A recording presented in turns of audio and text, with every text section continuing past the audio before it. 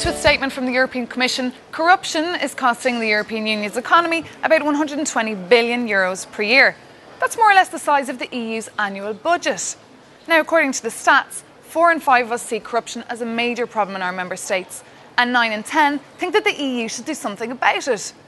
But how can the EU have any control over corruption in member states when there's corruption going on right here in the political corridors of Brussels? Let's ask the Romanian MEP and staunch anti-corruption warrior Monica Macovei.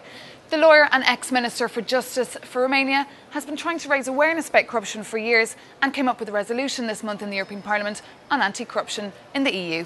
So thank you very much, Ms Macovei, for having a coffee with me today and explaining a bit more about this report. So it was voted on last week. You got 523 in support of it. Tell me a bit more about it.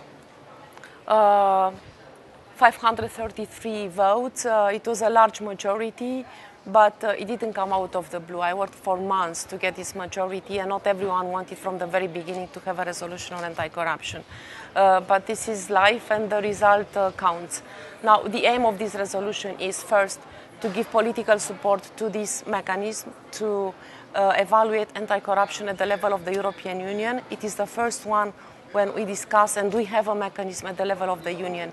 Before this moment, anti-corruption was only for candidate countries. Once a country joined the EU, there was nothing at the level of the Union to monitor anti-corruption. It was left with the national authorities. And I think we saw that that's not the way to go forward. We need... We've all seen Greece. I mean, one of the main things that brought Greece down was corruption.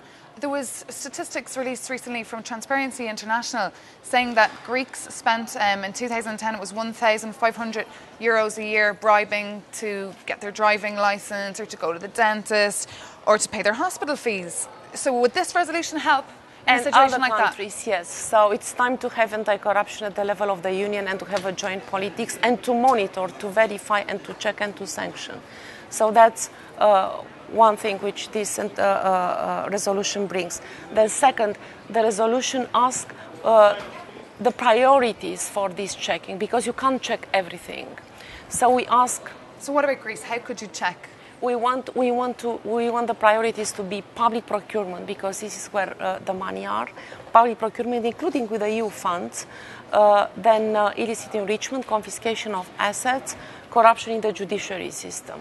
So these are the priorities we ask the Commission to look for and the Member States to report on. And third, very important, we ask the Commission and the Council to put anti-corruption on the security agenda, which means to give it a huge priority. You mentioned there, interesting enough, EU funds. People who are pocketing EU funds. How can you catch people who are doing that? Because it's happening. We all know cases of it. So what strategy have you got? If you have the mechanism in place and you want, then you catch them. And now, as we speak, in this time of crisis, economic and financial crisis, and we prepare assistance packages and safety nets to different countries, I think that each EU fund, each euro should go to these countries coupled with anti-corruption measure, because people should make sure that their money are not lost in private pockets, and also because there is a crisis of trust in the European Union right now, including a trust in the European institutions. So let's make sure that money go to the right places. Well, speaking of trust in the institutions, we've seen the recent Cash for Amendments scandal. I mean, colleagues, people from members of your group. Yeah, one from Romania as well. Absolutely. Yes, who didn't resign the parliament, so the only one. What do you think of that? It's happening here under our nose. What can I think? It's very bad. I asked for his resignation from the very, very first day.